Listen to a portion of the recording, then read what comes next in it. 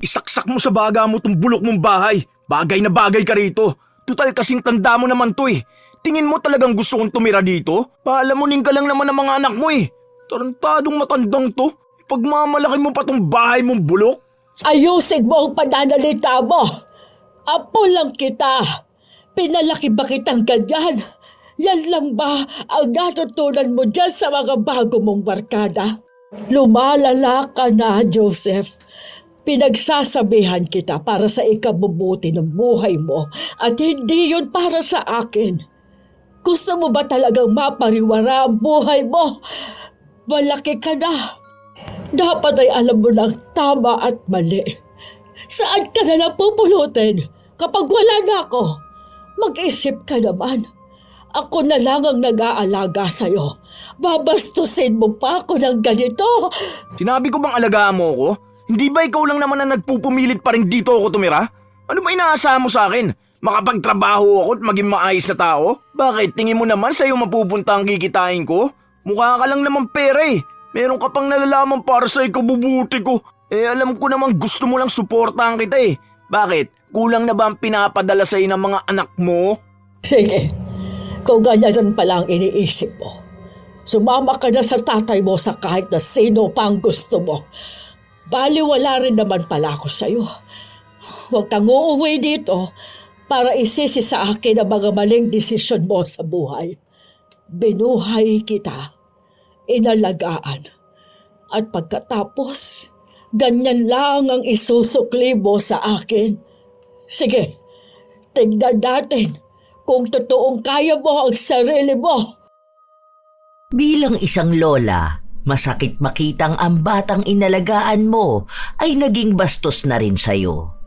Ganon kasi ang apo ni Corazon. Walang ibang ginawa kundi ang bigyan siya ng sama ng loob. Pero dahil din sa ganong pag-uugali, daranasin nito ang isang parusa gamit ang itim na kapangyarihan.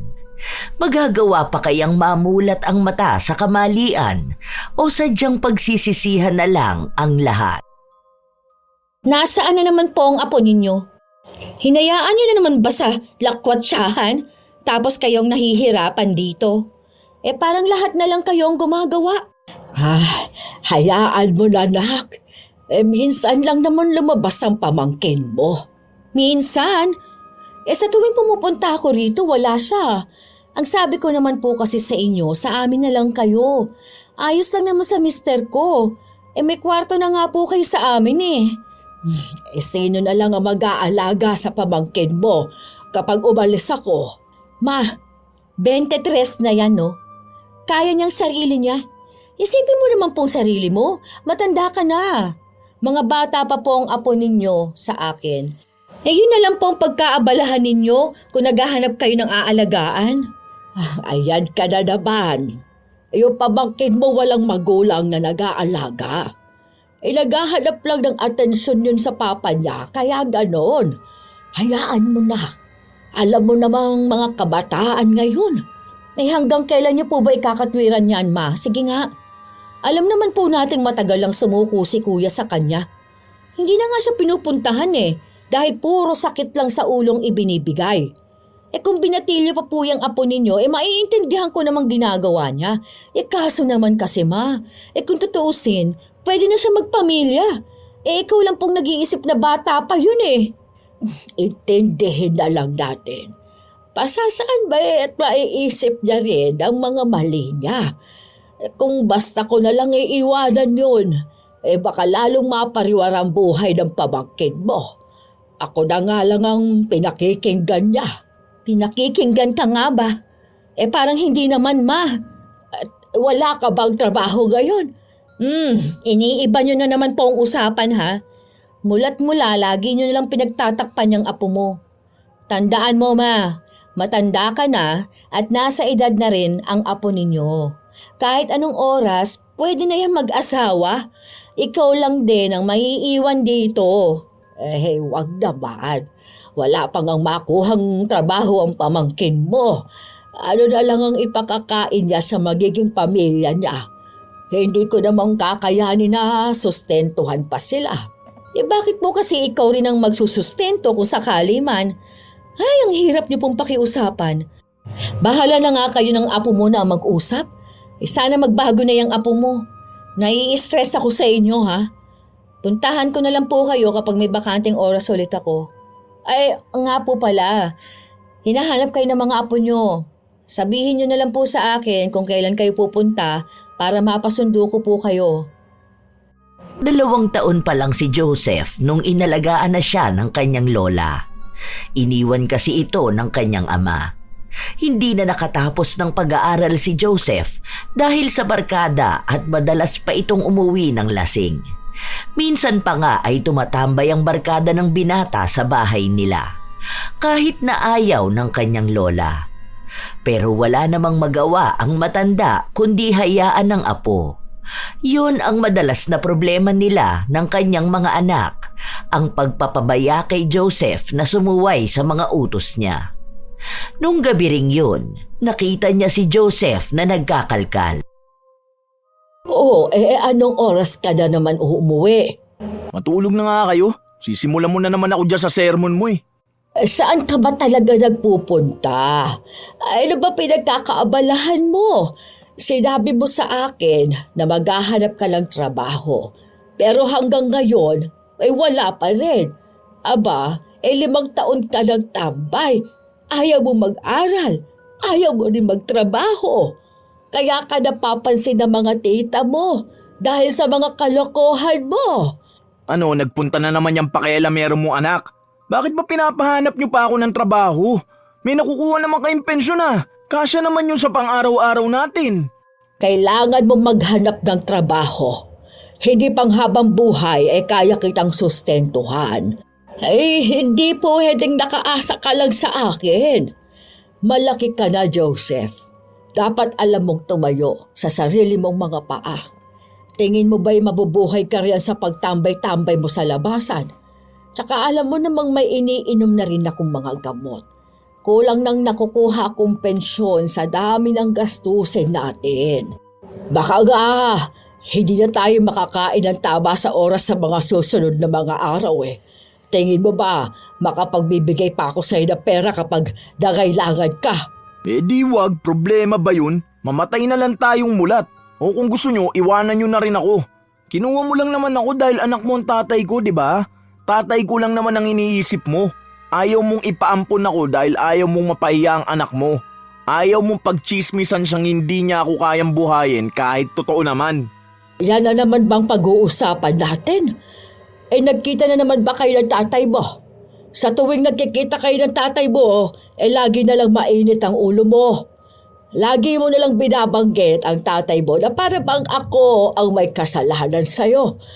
Kung gusto mo kausapin ang masinsina ng tatay mo, sabihin mo ng maayos. Ako kakausap sa kanya para sa'yo. Ano bang napag-usapan ninyo mag-ama? May kinalaman na naman ba sa mga kapatid mo? Chismosa ka talagang matanda ka. Hindi ko kapatid yung mga batang kasama ng anak mo. Anak yun ang babae niya. Lagi niya na lang nilalabas mga palamunin na yun. Tingin mo ba lalapitan ko siya? Baka nga magpanggap na naman siyang hindi ako kilala eh. Kasal sila ng tita mo. Kaya nagagalit sa yung tatay mo dahil dyan sa bibig mo at kung paano mo kausapin ang asawa niya.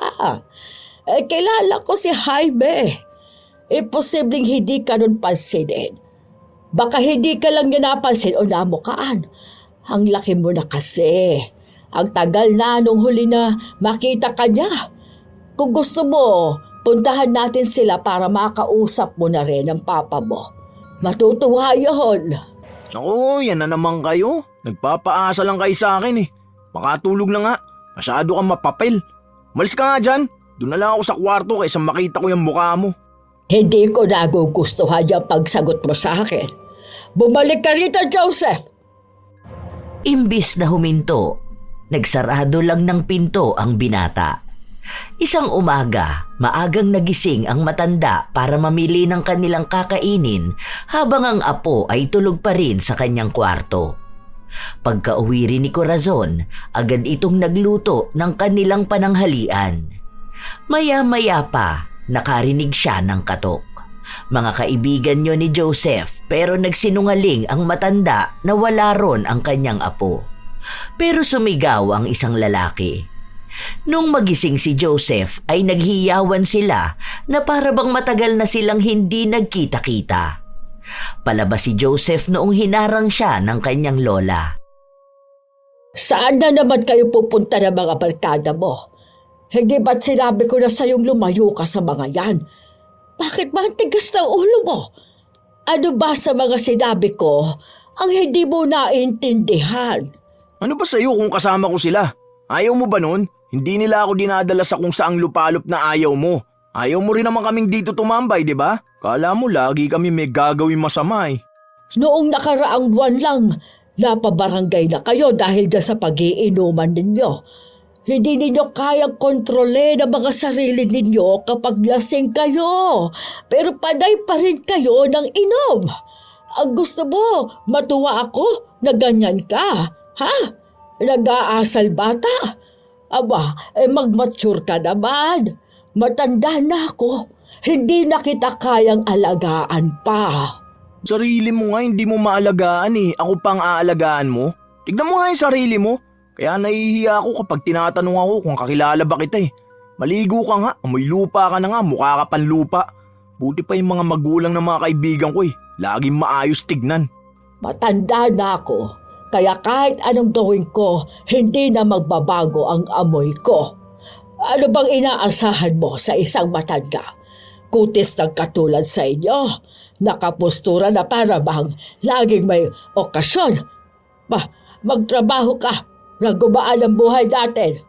Uunahin ko pa bang makipagsabayan dyan sa mga magulang ng mga kaibigan mo? Ay para saan?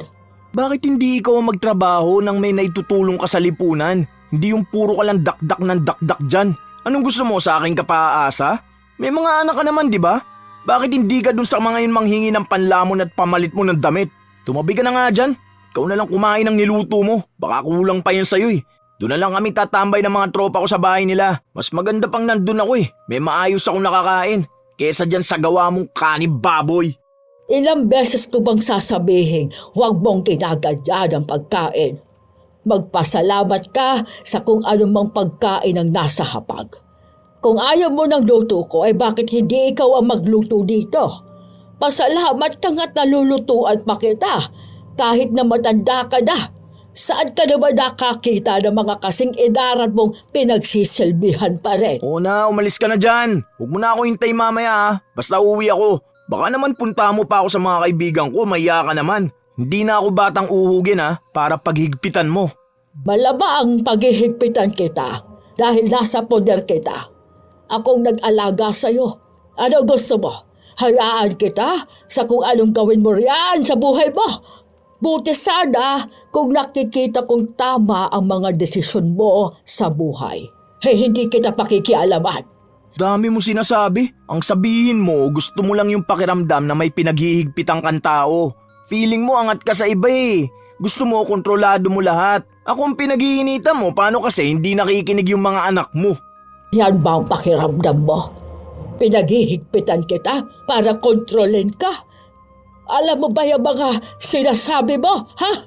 Pinagsasabihan kita dahil mali na ang mga ginagawa mo. Yung pagsagot-sagot mo sa akin, tingin mo ba'y tama yan? Saan mo ba natutunan ang mga salitang lumalabas diyaan sa bunganga mo? Habang tumatagal, palala ka ng palala.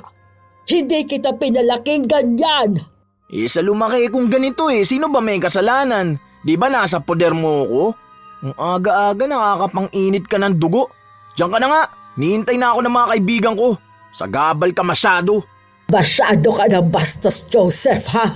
Kung hindi mo kayang makinig ngayon, umuwi ka ng maaga. Kung ayaw mo mag-eskandalo ako sa kung saang lupalop ka naroon. Tinatakot mo ba ako? Para naman makikita mo kung nasan ako. Gurang na to. Habang naglalakad sila palayo, dinig na dinig ni Corazon ang mga pangbabastos ng mga kaibigan ni Joseph sa kanya. Sinasabi nila na mukha siyang katulong, sawsawera at kung ano-ano pang masasakit na salita habang si Joseph ay sumasang-ayon naman. Ang bigat ng dibdib ni Corazon pero wala naman siyang magawa. Isang hapon, Nakatulala lang si Corazon habang kumakain nang dumating ang kanyang anak. Ang aga nyo naman pong nagluto ng panggabihan ninyo. Ay, ikaw pala yan. Ang aga mo naman atang umuwi. Miyerkules pa lang Bakit nandito ka? Ma, Friday na po. Maagang uwian namin tuwing Biyernes, di ba? Anong ulam nyo? Bakit malamig na to? Ay, kaninang tanghali pa kasi yan. Hindi ko na iniinit. Hindi po ba kayo kumain ng tanghalian kanina? Paano yung gamot ninyo? Nakainom na po ba kayo? Ano na naman po bang problema nyo at bakit hindi na naman kayo kumakain ng tama? Alam mo naman ang problema ko. Isang tao lang. Pero huwag ka mag-alala at nakainom naman na ako ng gamot kanina pa. Yan ang sinasabi ko sa inyo, Ma. Ano ba bang gusto niyong gawin niyo sa sarili niyo? Magpapagutom kayo para dyan sa suwail mong apo? Isip ka ng isip sa apo mo pero siya, iniisip ka ba niya? Sinusubukan kong intindihin niya pamangkin mo kaso nakakapagod na rin.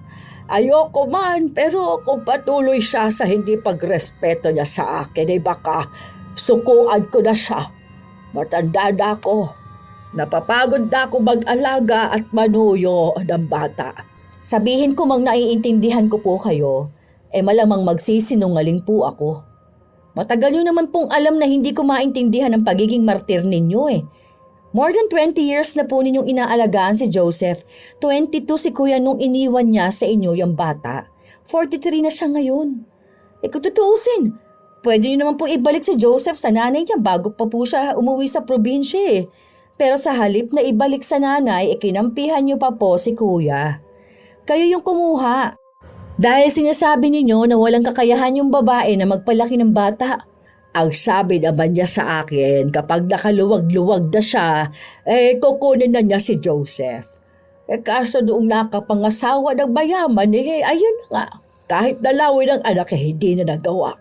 Huwag na nating anuhin kung ano man ang nangyari sa nakaraan, Ma. Yung ngayon na lang. Hayaan niyo na po ang apo ninyong mabuhay sa sarili niyang paraan. Matanda na yun. Kaya walang natututunan sa buhay yun kung hindi niya kaya mag-isa, di dun siya. Bumalik siya sa tatay niya. Kaso kung ganong ugali lang din naman ang hirap niyang pakisamahan. Anong gusto mong gawin ko? Palayasin siya. Saan siya magpupunta? Sa tatay niya nga po. Para naman madisiplina siya. O kung ayaw niya sa tatay niya, dito siya magstay. Okay lang, sige. O tapos kahit saan na po muna kayo. Para matutunan niyang mabuhay nang wala kayo. Kung tutuusin, mas bata pang ang edad ko nung nangupahan ako mag-isa at nagtrabaho sa malayo. Magkaiba naman kasi kayo. Opo nga po, sinasabi ko lang, Ma. Alam ko naman, naaalagaan ako ng tatay at nanay ko. Siya, ikaw lang nag-alaga. Nasabi niyo na yan noon. Ako na lang ang kakausap dyan sa apo mo. Baka sa akin makinig yun. Ilang araw ding hindi umuuwi sa bahay nila si Joseph. Nung magtanong ang matanda kung nasaan si Joseph, lagi nilang sinasabi na hindi nila alam. Walang nagtuturo kung saan ito makikita. Nakikiusap na nga si Corazon dahil nag-aalala na siya sa kanyang apo. Hanggang si Beatrice na lang mismo ang gumawa ng paraan para mahanap ang pamangkin. Ang sabi nila, ilang araw na raw silang hindi nagkikita-kita. Ay nako, saan na kaya napunta batang yun? Baka kung ano nang nangyari sa kanya, Beatrice. Ay, pinagsabihan ko na kasing huwag magsasama doon sa mga basagolero na kaibigan Baka naman napag-edita na siya ng mga nakaaway nila nung nakaraan. Hindi naman siguro. Sabi nila, nung huling nakasama nila si Joseph, nung sinundo nila sa bahay. Alam niyo raw po yun. Nakaraang linggo pa yun.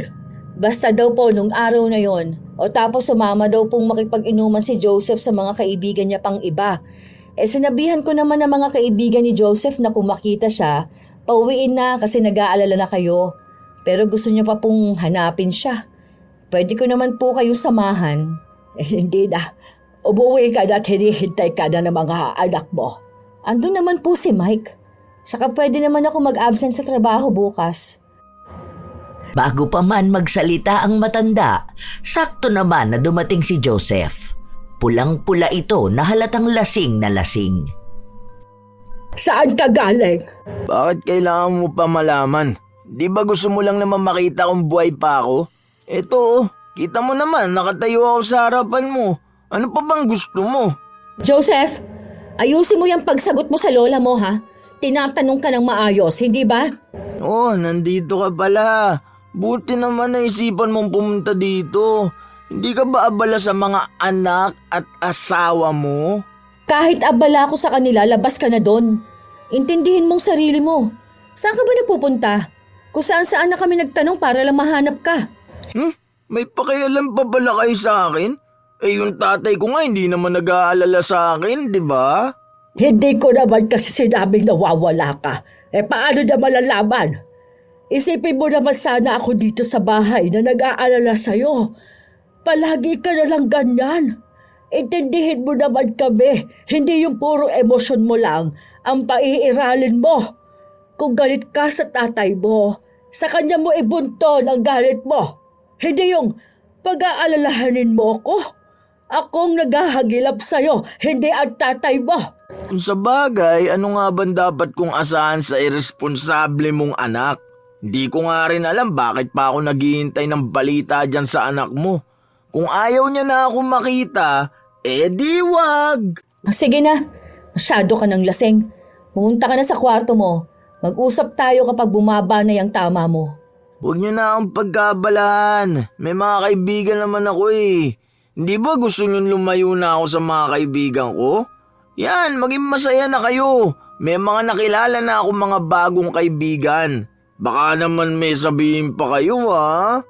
Joseph, hindi ko kailangan maghanap ka ng bagong kaibigang dadalhin ka sa mas mabaluktot na landas. Ayusin mo naman, Apo. Iniisip lang kita. Basta maging maayos lang kayo ng mga kaibigan mo, wala akong problema. Hindi tunay na kaibigan niyang mga yan kung dadalhin ka sa kasamaan. 5 araw kang nawala, Apo. Saan ka naman pumunta ng mga araw na yan? Sige nga, naiintindihan mo ba kung bakit hindi ko gusto ang mga kaibigan mo? Ha? Lasing kasi ko eh, hindi ko maintindihan eh. Akit na ako, bahala na kayo dyan. Hayaan mo na, Ma.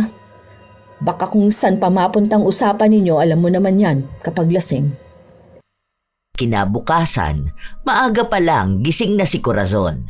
Nasa sala siya at naghihintay sa apo niyang magising. Kailangan niya kasi itong makausap.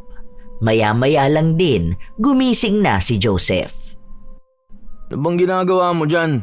Nakaluto ka na ba? Nagugutom na ako. Hindi mo ako katulong, Joseph. Saan ka nagpunta?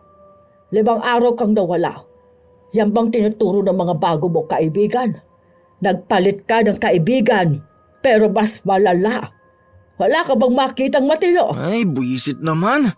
Ang aga-aga tapos ganyan na agad. Hindi mo man lang ako pagpahingahin. Pinauwi mo lang ba ako para sermonan? Tinatanong kita ng maayos, sagutin mo ako ng maayos. Nagpunta ako sa malayo para hindi mo ako makita. Gusto mo kasi lagi akong pagbawalan eh. Gusto ko matuto kang mabuhay sa sarili mo. Hindi kita pinagbabawalan dahil lang sa gusto ko. Ayan, 5 araw ako nawala.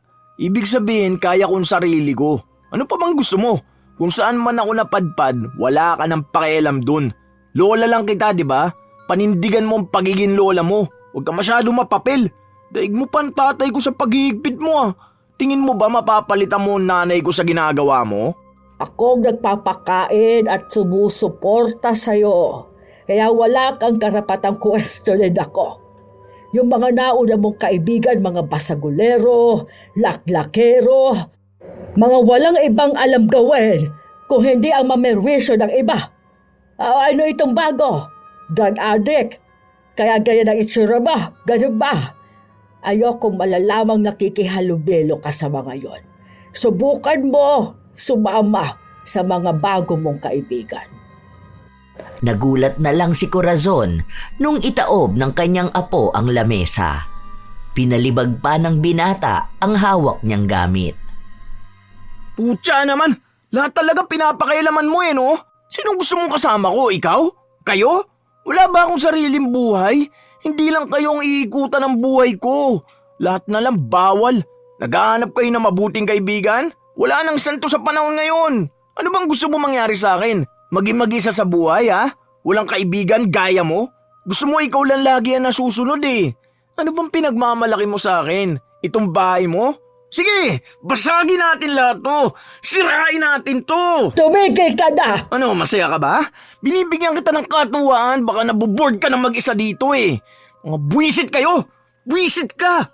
Oo, lahat kayo mga buwisit! Alam ko na sinusulsulang ka na naman ng anak mo. Ayaw nun sa akin kasi naiinggit sa buhay ko. Sige, pagtulungan nyo lang akong lahat. Ang tanda mo na, hindi ka pa nag-iisip. Abay, tarantado ka, bata ka ha! Lahat ng gamit dito ay pinundar pa namin ng lolo mo. Hindi para sirain mo lang. Hindi pa ikaw ang nagpapakain sa akin para sagot-sagutin mo ako ng ganyan. At kahit na ikaw pang nagbibigay ng panggastos dito, wala ka pa rin karapatan na ganyanin ako. Nakakapagod kang alagaan at intindihin. Eh di wag mo akong intindihin. Sinabi ko ba na intindihin mo ako ha? Lintik na buhay to. Mas nakakasawa ng makasama ka. Hindi ka ba nag-iisip, ha? Ilang taon kitang inalagaan, tapos ganito mo ako kakausapin? Binabastos mo ako palagi. Lagi mo ako minumura, sinisigawan. Hindi ka makausap na maayos. At tapos gayon, ayan, magbabasag ka ng mga gamit na hindi mo naman pinundar. Ano bang gusto mo, ha? Gusto ko? Gusto ko na mawala ka na. Ayaw na kitang makita. Wala ka naman na idulot na maganda sa buhay ko eh. Maghanap ka ng maayos sa trabaho. Makita lang kitang may nakakain at kaya mo ng buhayan ang sarili mo. Wala kang maririnig sa akin. Hindi kita pakikialaman. Dapat lang, makikita mo, hindi ako hihingi ng tulong sa'yo kahit kailan. Ilang araw rin ang lumipas na hindi binigyan ng sakit sa ulo ni Joseph ang kanyang lola. Maagang umuuwi at tila ba nagbago na. Halos naglalagi pa ito sa kanila at hindi nakikipagtalo sa lola. Isang hapong bumisita si Beatrice na nanghihiram ng alahas sa kanyang nanay para sa kasal na dadaluhan niya. Sakto nakaaalis lang din ni Joseph. Sabi ko na ba sa'yo, nakunin mo na dito sa bahay, hindi ba? Para hindi ka nanghihiram palagi. Magugulo pa kasi ang mga bata sa bahay, ma. Mahirap magtabi ng gamit at lahat nilalaro ng mga apo mo. Okay na yon para naman madalaw din kita, di ba? Kailangan mo pala ng dahilan para puntahan ako dito. Ganun ba? Joke lang po. Hindi na kayo mabiro, ma. Teka, bakit wala po dito yung may emerald na bigay pa ni Lola? Ginagamit niyo po ba yon? Andyan lang lahat ng yun Kanina pa po ako naghahanap dito, ma. Wala po. Tsaka parang kumunti itong alahas ninyo. Kulang na po bang panggastos nyo? Nagsasanla po ba kayo? Baka hiniram lang ni ate. Bakit ko naman isasanla yan? Bigay ng tatay at lola mo yan. Wala ring hinihiram ang ate mo. Ikaw tsaka si Joseph lang naman ang nakaalam kung saan ko inilalagay yan. Wala po akong kinukuha. Nasaan si Joseph? Baka naman naglinis siya tapos namali lang siya ng pinaglagyan.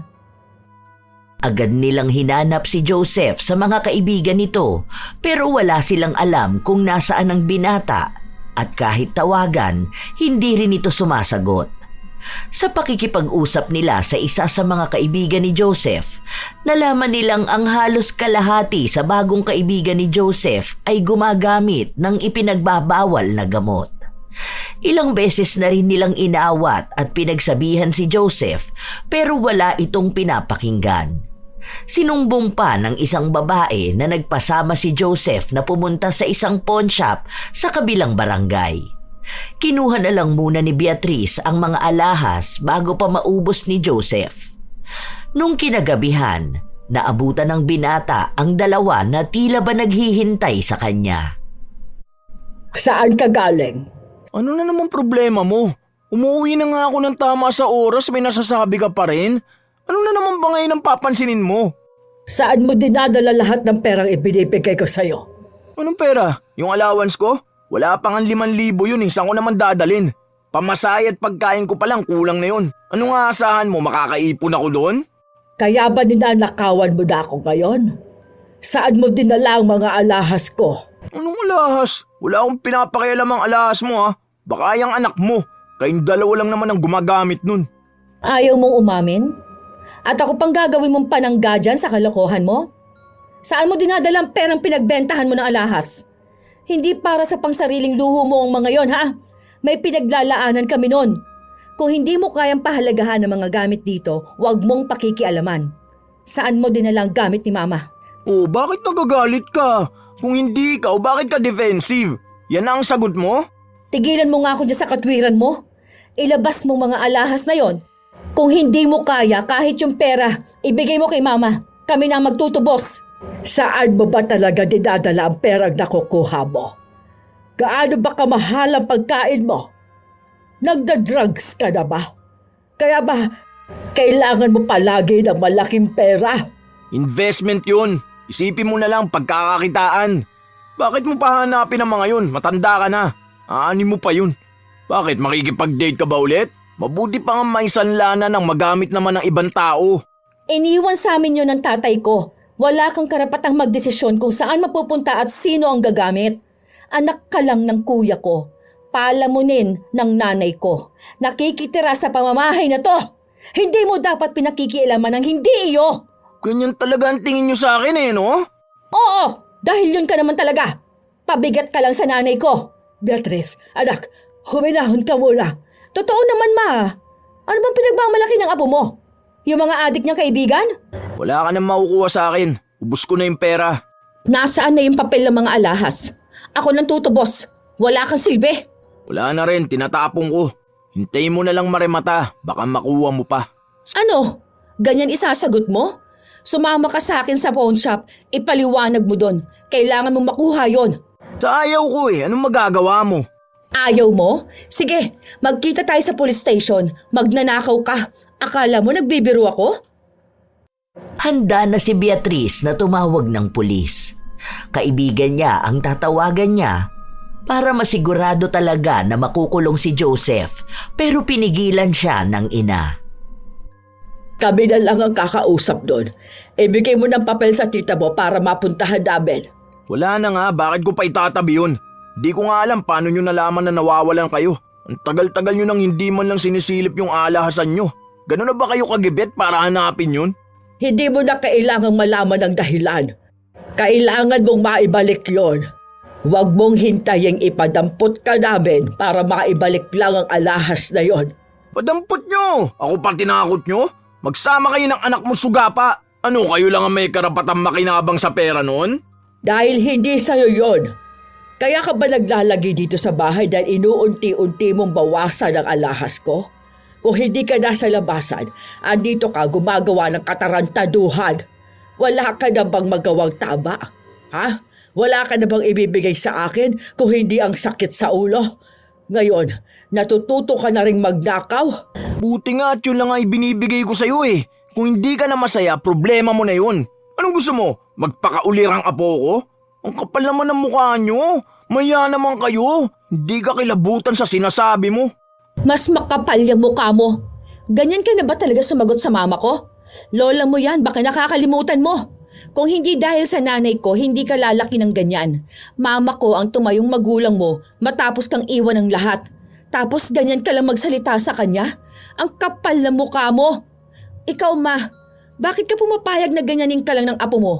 Kami ni Misan hindi ka namin sinagot ng pabalang Tapos papayag ka lang na mura-murahin itong walang hiyang to. Kung wala pala ako dito, mas matindi pa pala itong batugan mong apo. Ano bang pakialam mo? Hindi ba may sarili ka ng pamilya? Bakit hindi kaya yun ang unahin mo, no? Umalis ka na lang dito. Huwag mo akong sermonan dahil hindi kita pakikinggan. Kahit gaano ko katagal hindi umuwi, wala ka magagawa dahil bahay ko pa rin to. Nanay ko ang binabastos mo. Kaya mahiya ka naman dyan sa mga sinasabi mo. Kinupkup ka namin tapos ganyan mo lang sagutin ng lola mo. Tita mo pa rin ako, kaya may pakialam pa rin ako. Tita lang kita, kapatid ng tatay kong pabaya. Hanggang doon ka lang. Wala kang karapatan sa akin.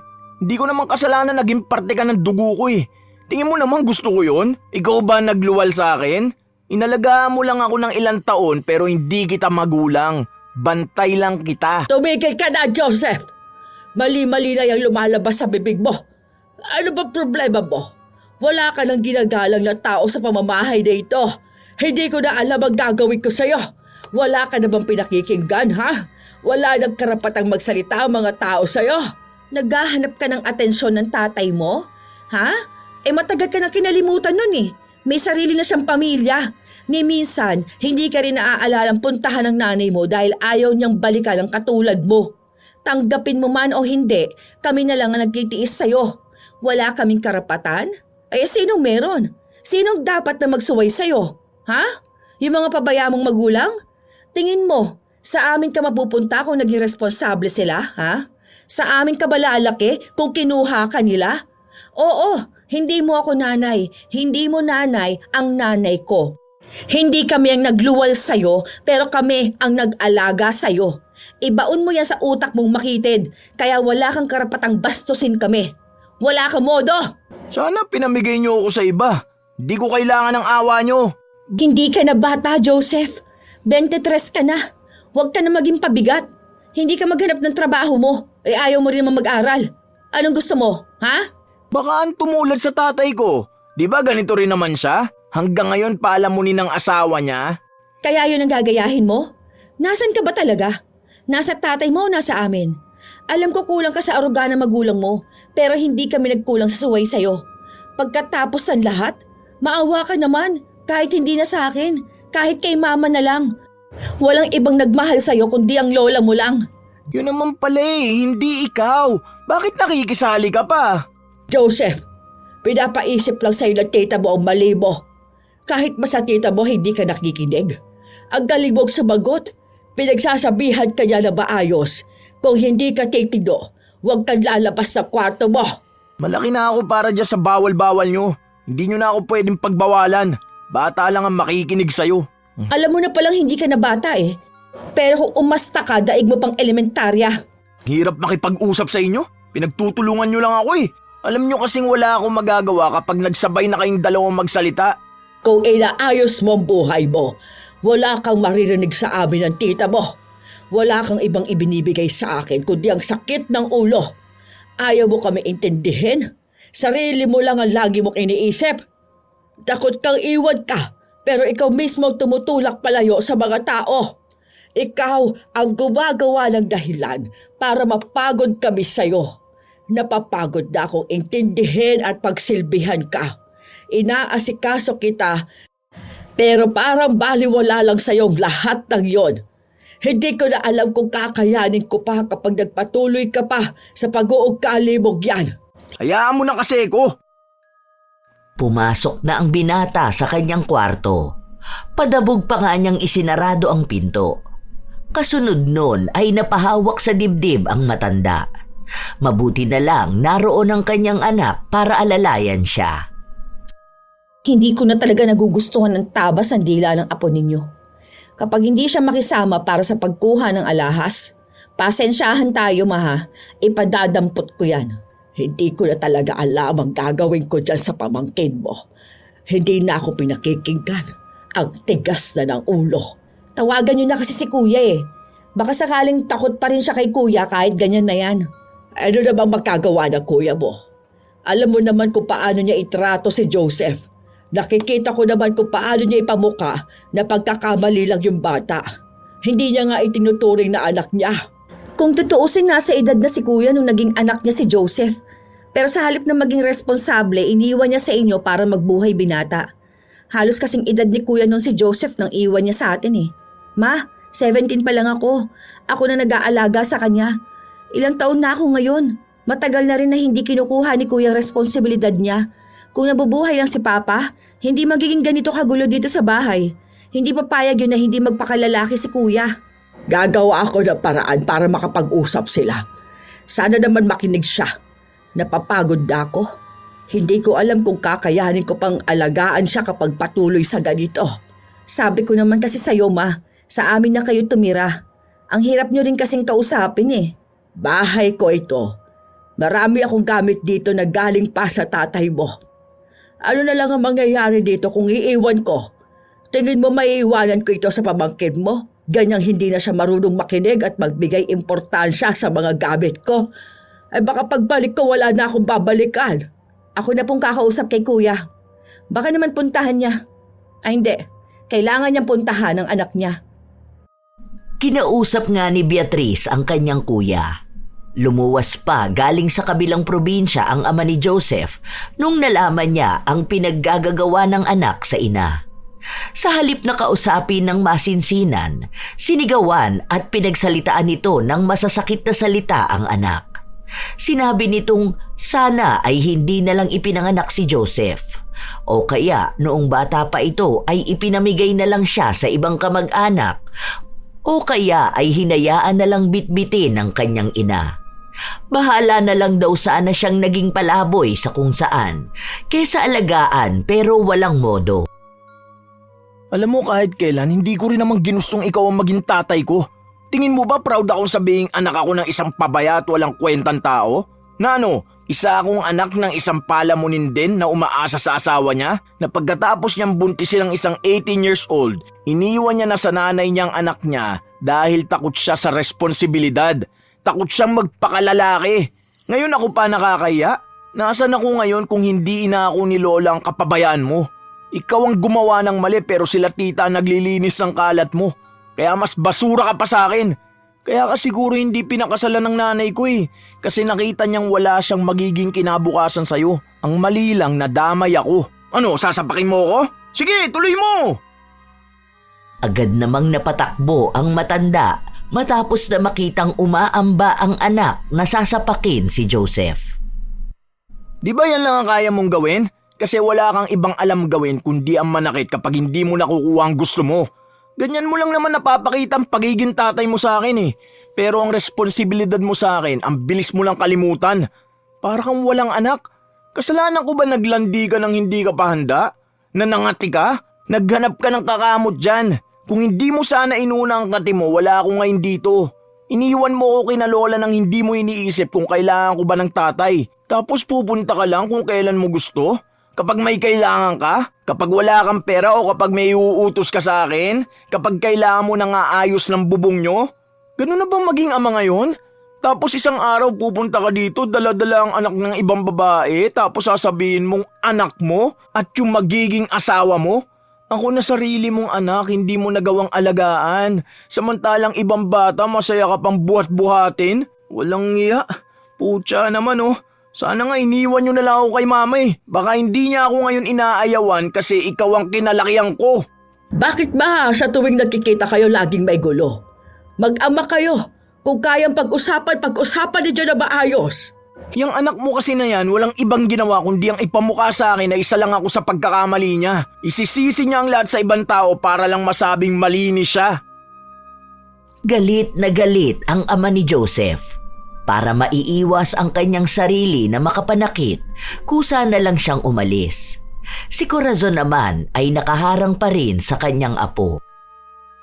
Isa ka pa! Sumbong ka ng sumbong! Ano ba magagawa ng anak mo? Natutuwa ka bang sa tuwing darating ang anak mo, sasaktan ako? Bakit hindi na lang ikaw ang manakit sa akin? Ayaw mo madumihan niyang kamay mo? Bakit pa kasi nagkaroon ka ng ganyang anak? Kung hindi ka sana nagkaroon ng ganyang anak, wala ako ngayon. Hindi ka mahihirapan. Huwag lang ibang taong sisihin mo. Sisihin mo pati ang sarili mo. Hindi ako nagsisising naging apo kita kung yan ang iniisip mo. Kung mag-uusap lang sana kayo ng tatay mo ng maayos, wala naman akong magiging problema. Iwasan mo naman sana ang puro pagsagot. Tatay mo pa rin siya. Kahit na may naging kasalanan siya, hindi pa rin maalis ang katotohanan na tatay mo siya. Sana nga hindi na lang siya naging tatay ko. Mabuti pa kayo eh. Kaya niyo akong alagaan at tiyagain. Ang kapal na mukha niyang sabihan ako ng kung ano-ano. Samantalang hindi naman siya naging tatay sa akin. Alam mo palang kami ang nag-alaga sa'yo. Pero nakakayang bastusin mo kami at hinahayaan mo rin kami bastusin ng ibang tao. At kahit ang tita mo hindi mo na ginalang. Sa lahat ng tita mo, siya lang ang natatanging nagtitiis sa'yo. Madaldal kasi siya eh. Masama ba ang gawin niya yon? Ikaw na rin na nagsabing mas naging magulang pa siya sa tatay mo. Walang magulang na hindi pagsasabihan ng anak na nagkamali. Binabalik mo lang sa akin yung mga nasabi ko eh. Para naman napakalayo ng agwat ko sa kanya. Sa susunod kasi ayusin niya magsalita sa akin. Kahit anong isipin mo, tita mo pa rin siya. Hindi mo siya kasing edaran dahil mas matanda pa rin siya sa'yo.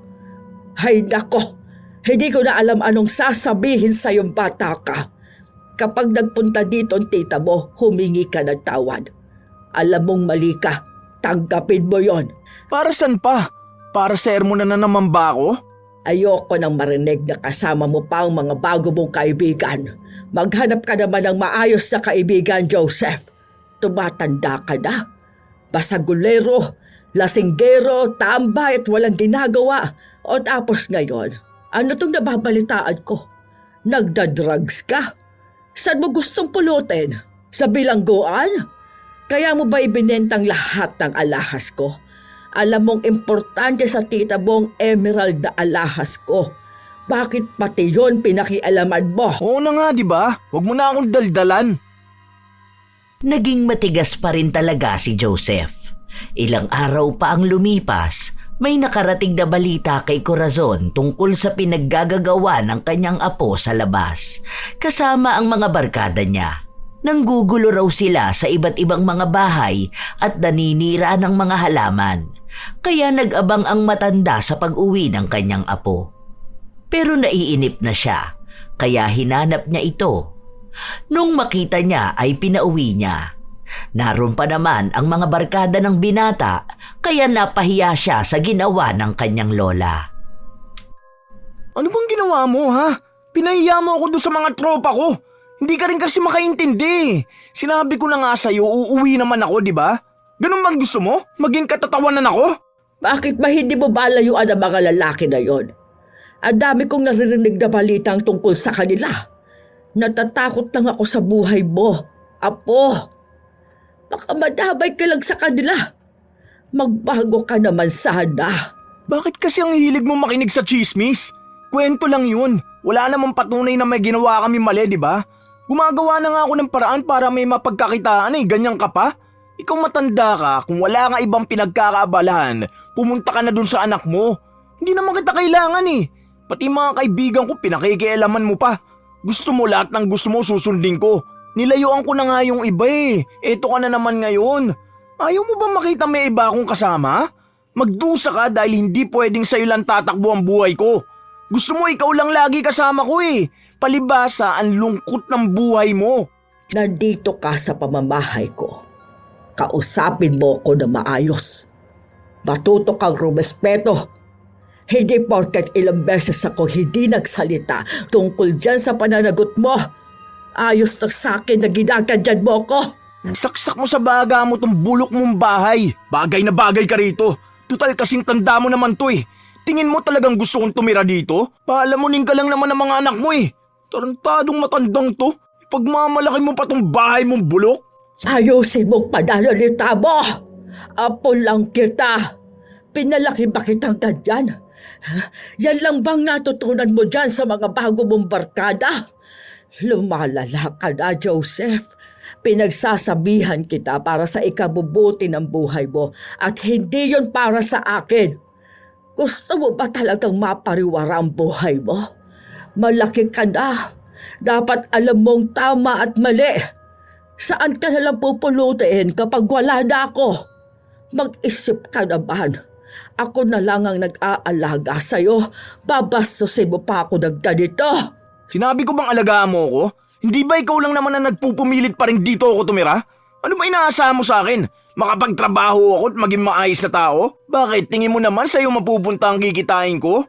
Mukha ka lang naman pera eh.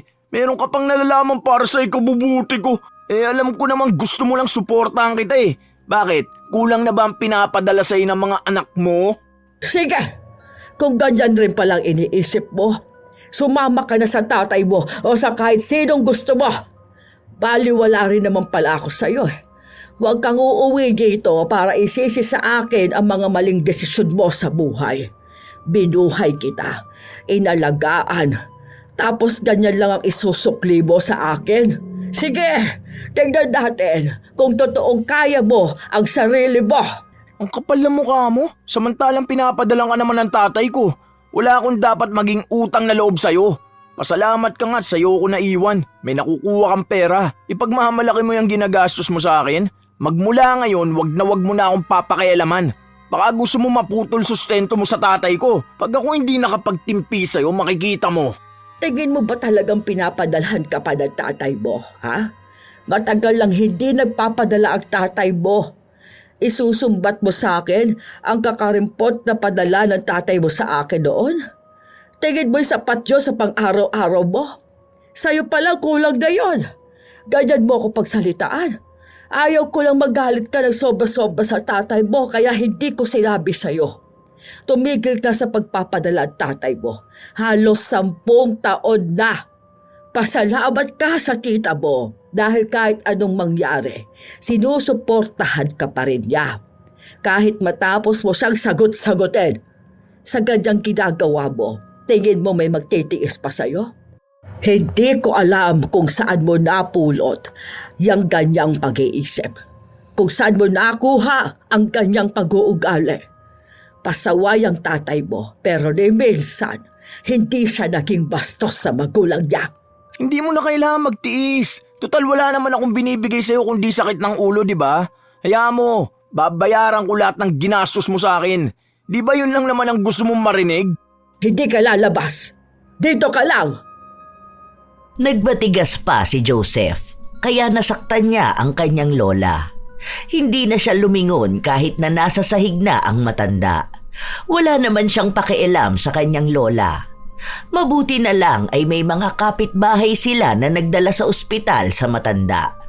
Kaya nung nalaman ni Beatrice ang dinanas ng ina, galit na galit ito. Hindi niya pinaalam sa ina na lumapit siya sa mangkukulam para lang maparusahan ang kanyang pamangkin. Hindi na nila ito madadala sa maayos na pakiusapan. Matigas ang ulo kaya dapat na itong parusahan.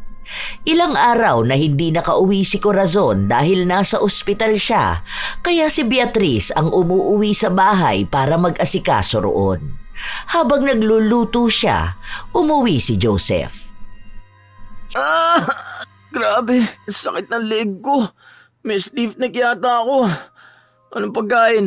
Pagkain to ni Mama. Wala kang pagkain dito. Grabe ka naman sa akin.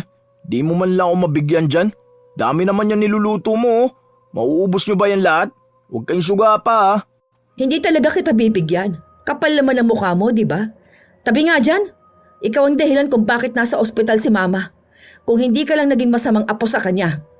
Alam mo, sa mga ginagawa mong ganyan, ewan ko na lang kung anong mangyayari sa future mo. Bakit ba lagi kayo nag-aalala sa future ko? Kung ako nga, hindi ako nag-aalala eh. Huwag mo akong pakialaman. Gusto ko to. Buhay ko to. Ako lang dapat ang masusunod sa mga desisyon ko. Sa bagay, tama ka nga naman. Bakit nga naman kami mag-aalala sa future mo, ano? Hayaan mo na. Buhay mo naman yan eh. Kukunin ko na si Mama. Kaya dito ka na muna mag-isa sa bahay na ito. Pero sa susunod na linggo, kukunin ko ng mga gamit dito. Tapos susunod na buwan, ipagigiba ko na tong bahay. Saan naman ako titira ha? Aba, malay ko. Matanda ka na. Kaya mo ng sarili mo. 23 nga ako nung nakabili na ako ng bahay ko eh. Bahala ka na dyan. Maghanap ka ng kaibigan mo magpapatuloy sa'yo sa bahay nila. Hindi ka namin kargo. Gusto mo dun ka sa tatay mo. Wag lang sa amin. Dahil baka mapaagang buhay ng nanay ko dahil sa konsumisyon niya sa'yo. Grabe rin naman yung ugali mo eh no? Napakasama mong tao. Ganyan ka ba talaga ha? O parehas lang tayo. Ipinapakita ko lang sa'yo kung ano yung dapat. Wala ka namang pinakikinggan sa amin eh. Buhay mukha mo yan, di ba? Harapin mo yan mag-isa. Hindi nagbibiro si Beatrice dahil kahit na ayaw ng kanyang ina, wala itong nagawa. Hindi kasi makabangon ang matanda. Munti ka na itong mamatay. Kung hindi lang daw ito nadala agad sa ospital, baka wala na itong buhay. Kaya galit na galit si Beatrice. Noong nakuha niya na ang mga gamit, walang natira na kahit na ano para kay Joseph. Ang gamit na lang niya ay ang mga damit niya. Anak ko, huwag mo nang ibenta yung bahay at lupa natin. Alam mo naman kung gaano yung kahalaga sa akin, hindi ba? Alaala sa akin yun ng papa ninyo. Hindi ko naman yun ibebenta, ma. Sinabi ko lang na ipagigiba ko. Pero kinuha ko lang talaga lahat ng gamit mo doon para walang maiwan na kahit na ano doon sa apo mo. Nakakaawa naman ang apo ko. Ikaw talagang may kasalanan, ma kung bakit siya ganon. Ikaw yung kasama niya, tapos sinotolerate mo siya. Hindi pwede yung ganon, ma. Hindi niya magagawang harapin ang sarili niyang buhay kung hindi mo siya hahayaan na mag-isa. Matuto siya. Hindi pwedeng habang buhay kanyang babastusin. Kasi kung hindi kanya kailangan, kami kailangan ka namin, ma. Sinubukan ni Beatrice na dumalaw sa kanyang pamangkin para lang makita kung ano bang ginagawa nito. At para na rin makita kung ano ang naging epekto ng kulam kay Joseph. Grabe ang sakit talaga. Hindi na gumaling-galing tong stiff neck ko. Siguro ganti yan ng langit sa'yo dahil napakasama ng ugali mo. Pwede bang tumahimik ka? Sakit! Nakita mo na? Walang-wala ka na nga, tapos nasasaktan ka na, pero anong ginagawa mo? Panay ka pa rin sagot, no? Bakit kaya leeg pa? Dapat pala dila mo na lang yung naparusahan. Para maputol, ganon. Kung nandito ka lang para makita ako nasasaktan, umalis ka na. Lintik! Wisit naman talaga. Animal, hindi pa matanggal tong sakit na to. O ano, may lilipatan ka na ba? Gigibain na tong bahay ha? O saan kanyang pupunta? 1 linggo pa lang na hindi mo kasama si lola mo mukha ka ng pulubi. Ano, hindi ka na ba makakain na maayos? O paano? Wala naman kasing nag-aalaga sa'yo kundi ang lola mo lang. Tapos sa lahat pa ng tao, siya pang sinasagot mo. Kaya ko ang buhay ko. O sure ka na ba? Ay di lumayas ka na pala dito. Hindi ka ba naawa sa akin? Kada gagalaw ko sobrang sakit ng leg ko. Kapag nakahiga naman ako, mas lalong sumasakit.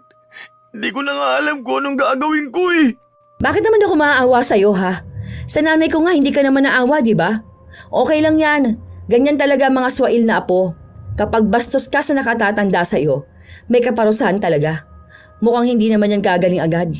Lalo na kung bastos ka pa rin. Ilang araw pa ang lumipas, nababalitaan na lang ni Beatrice na laging araw iniinda ni Joseph ang sakit ng kanyang leeg. Hindi raw ito gaanong makalabas ng bahay dahil hindi siya makagalaw. Walang kaibigang tumutulong sa kanya.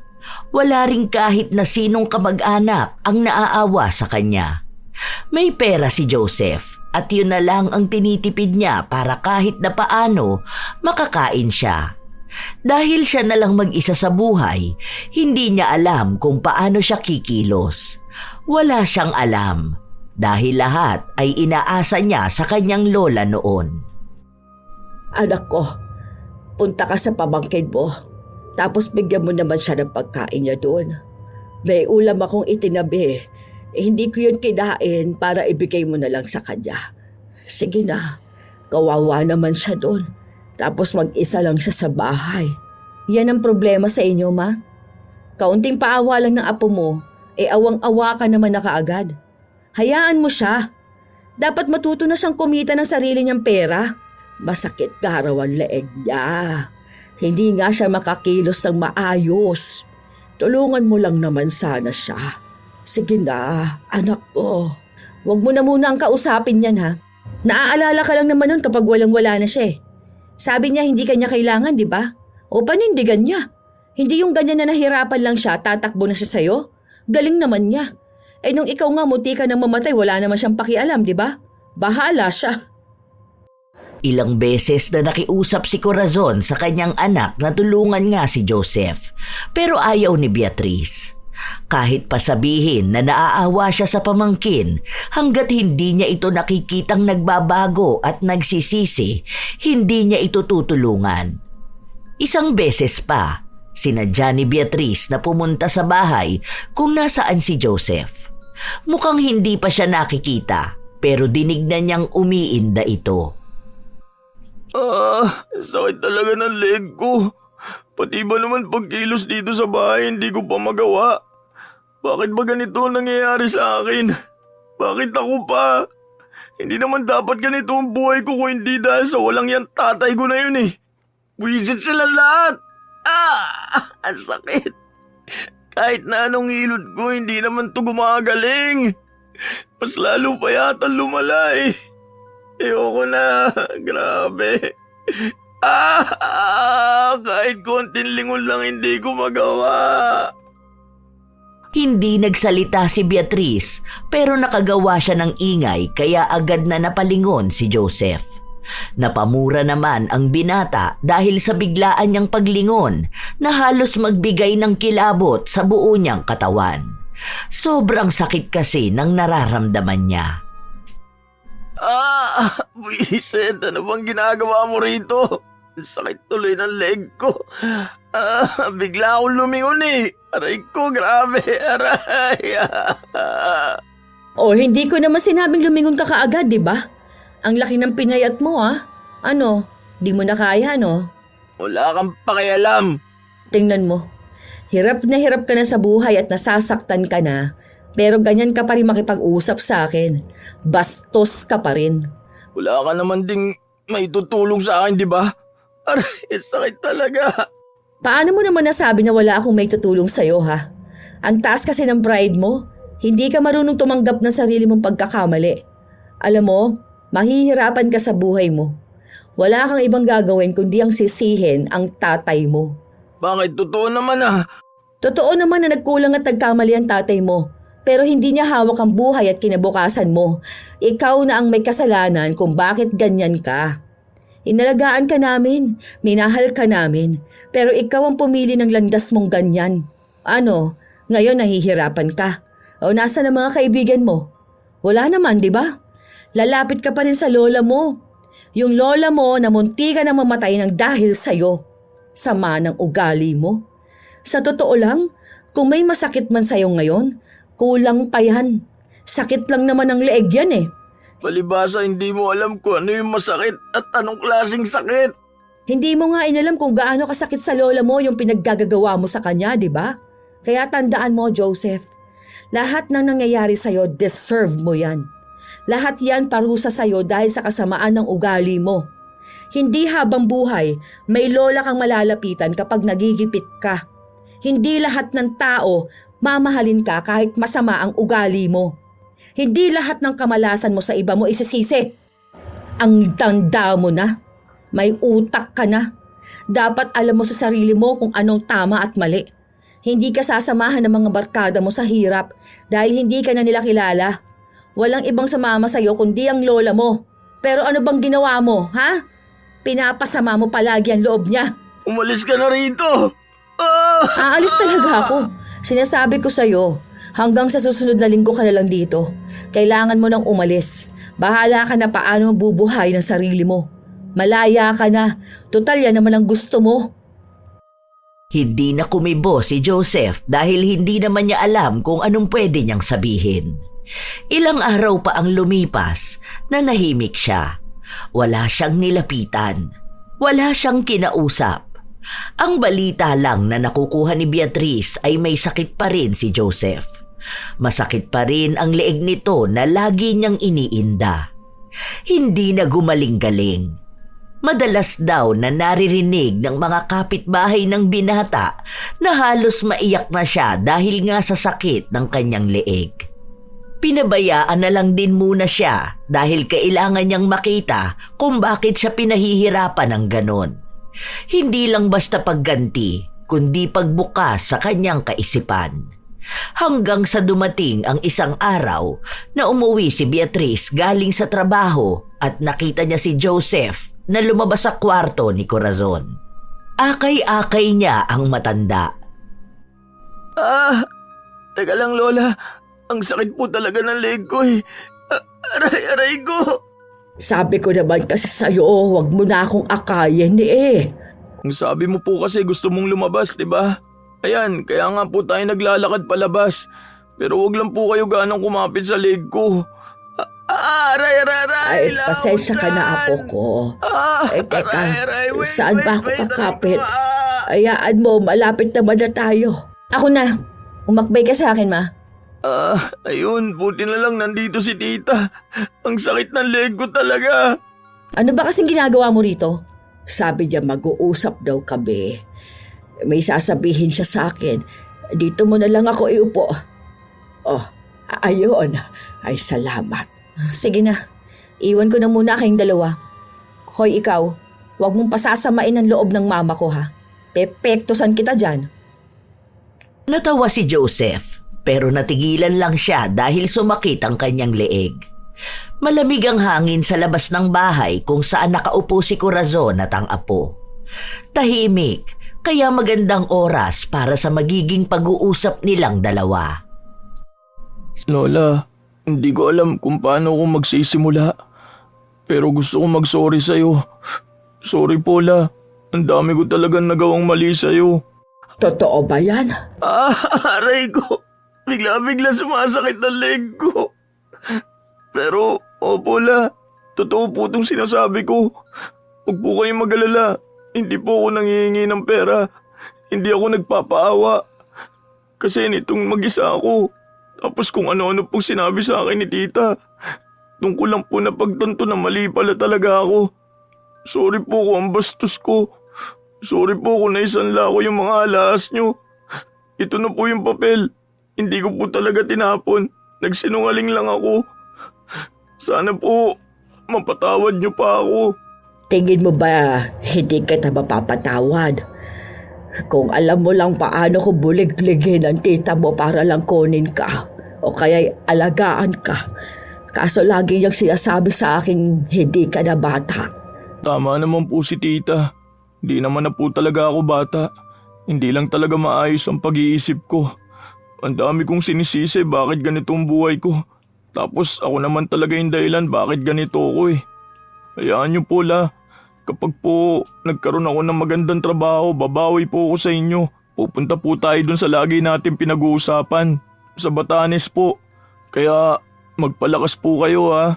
Kasi naghahanap na po ako ng trabaho. Nako, huwag mo na akong intindihin, apo ko. Kaunti na lang naman ang ilalagi ko sa mundo. Sarili mong pangakuan mo ng magandang buhay. Sarili mo dapat ang isipin mo muna. Sobrang saya ng puso ni Corazon nung mga araw na yon. Sa wakas ay narinig at ramdam na rin niya mula sa apo ang nais nitong pagbabago. Nagtawanan silang dalawa. Nagbalik tanaw sa masasayang bagay lang. Nung kinahapunan, bago umalis si Joseph, kinausap muna niya ang kanyang tita. Aray! Alam mo na nga na masakit ang leg ko, binatuka mo pa ako. Ang sakit naman nun. Ganti ko na yan sa'yo. Hay, dami kong inis at stress sa'yo, no? Sorry na nga, di ba? Sus, baka paraan mo lang yan. Alam ko na huli mo ang kilitin ni lola mo. Konting paawa at sorry mo lang sa kanya mapapatawad ka na nun. Favorite ka kayang apo. Wala, totoo nga ang sinasabi ko. Magbabago na nga talaga ako. Okay, sige. Tignan ko na lang. Huwag mo munang ipagiba yung bahay ha. Magpapagaling muna ako. Hindi kasi ako makakapasok dun sa construction eh. Nagsimula ako nung nakaraan kaso di ako makakilos dahil sobrang sakit talaga ng leg ko. Pero sabi sa akin kapag magaling na raw ako pwede na ako magtrabaho. Bali hanggang sa may sahod na ako at pwede na ako magbayad ng upahan. Saka na lang ako aalis dun sa bahay. Tapos ipagiba mo na kung yun ang plano. Sige, pwede naman. Ikaw nang bahala. Liga nga at papektos ako. Ha? Aray! Dahil gustong bigyan ni Beatrice ng pangalawang pagkakataon ang pamangkin na magbago, pinatanggal niya ang kulam. Walang ibang nakakaalam ng ginawa niyang yun, pero mukhang wala rin namang nakahalata. Mabuti na lang din at nakikitaan niyang nagbabago na nga si Joseph. Nung kahit paano hindi na sumasakit ng malala ang leeg, nagtrabaho na ito. Pumasok siya sa sinasabi niyang may ginagawang bahay. Pinabayaan muna nila. Hanggang sa tumutulong na si Joseph sa pagbili ng gamot ng kanyang lola. Kapag wala siyang pasok ay binibisita niya ito. Naging malaking tulong din yon para umayos ang kalagayan ni Corazon. Isang araw, walang pasok sa trabaho si Beatrice. Binisita niya sa bahay ang pamangkin. Bakit nag-e-empake ka naman dyan? Lilipat na ako ng bahay. May nakita akong bed spacer, nasa 1K lang. Diyan lang naman yun. Wala naman akong gamit gaano kaya pwede na ako ron. Diba sabi ko sa'yo na pansamantala lang ako habang wala pa akong trabaho. Kaya ko naman na siguro yun monthly. Hindi na. Huwag ka na muna umalis dito. Ha? Bakit? Akala ko ba ipapagibaan nyo na to? Siyempre, hindi yun totoo, no? Bahay to ni Mama. Tapos dami niyang alaala dito. Lalo na pinatayo nila to ni Papa. Huwag ka na umalis dito. Basta alagaan mong maigi tong bahay, ha? We, totoo ba? Oo nga. Tsaka baka bumalik na si Mama dito. Ang ligalig doon sa bahay. Miss na raw niya itong bahay. Malamang, ikaw naman talaga ang miss na miss nun.